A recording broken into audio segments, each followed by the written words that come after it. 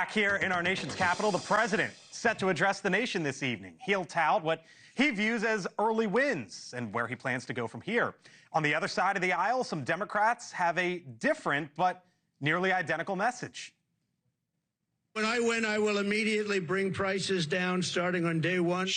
That ain't true. That's what you just heard. That ain't true. That's what you just heard. That ain't true. That's what you just saw. Since day one of Donald Trump's presidency, prices are not down, they're up. Prices are up, not down. Prices are up, not down. He's letting Elon Musk take a chainsaw to vital government programs. Take a chainsaw, literally, to government programs that people need. Take a chainsaw to vital government programs for Americans. All right, so those senators there focusing on prices. January 6th, pardons Doge and Elon Musk. Joining me now is the Democratic congressman from the state of New York, Dan Goldman, viewed as a rising star within Democratic ranks, or as The Hill reports, Congressman Goldman is looking to be the man in the arena against President Trump. Congressman, thanks for being back with us here on The Hill. Great to be with you. So I heard the opposition there to the president on a host of issues, but when you look forward as to we're the Democratic Party and we're this, what is the plan from your side of the aisle going forward? Well, right now, they're going fast and furious, just cutting government programs, cutting government workers, cutting vital, essential funding for so many different Americans. They're trying to cut Medicaid so that they can pay for tax cuts. And so initially what we are focused on right now is making sure the American people understand what is actually happening, not just what is being said.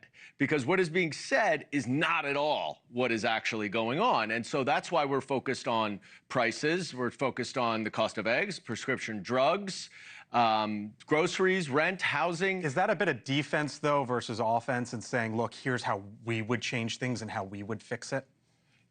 I mean, it depends on how you look at it, but probably. I mean, we are in the minority. They do control all three of the entities that fund our government, that pass laws. Right. We can't put legislation on the floor. We can't subpoena. And so what we're doing is pointing out to the American people that they need to get active, and they need to tell their representatives, especially the vulnerable Republicans in purple districts, that they object to what is happening. They object to this because the only way Donald Trump's not going to listen to me. As much as I would like him to. But he will listen to Republicans who put pressure on him to say, hey, you can't cut Medicaid. I will lose my race, and it will hurt my people. So do you not feel that you could work with him at all on, I mean, I just heard you say the president's not going to listen to me. You might be right. But I wonder where you think there is any middle ground, if there is any at all from your vantage point. Well, again, we're in the minority. They can do whatever they can get through on their own. They don't need us. In order for us to get anything done, we need some bipartisanship. So we are ready, willing, and able. I would love to cut waste, fraud, and abuse and make the government more efficient. I'd love to use technology to do it. They have no interest in using Congress at all, even though we hold the power of the purse. They're not interested in bipartisanship. They're just interested in slashing and burning, and they don't care what the results are. So we stand ready, willing, and able if they need us.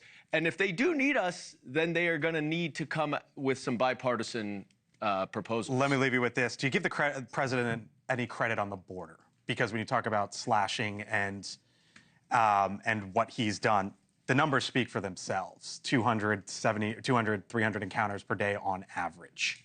Look, I think that the border is more secure, but we also risk going way overboard.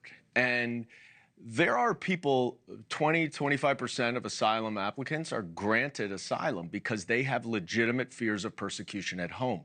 Are we now to tell everybody escaping despots and government criminal organizations who are lawless, are we telling them, nah, just stay there, just, suck it up? No, I mean, we are the country that traditionally has welcomed those who are suffering around the world. Our country has benefited from it. Our economy has benefited from it. And so if you're just cutting off all immigration, legal and through asylum, you're going to hurt our economy and you're going to hurt people around the world. All right, we got to leave it there. Congressman Dan Goldman, appreciate the time, sir. Thanks for being back with us here. Thank you for watching, and make sure you go to joinnn.com to find NewsNation on your television provider. And don't forget to click the red subscribe button below to get more of NewsNation's fact-driven, unbiased coverage.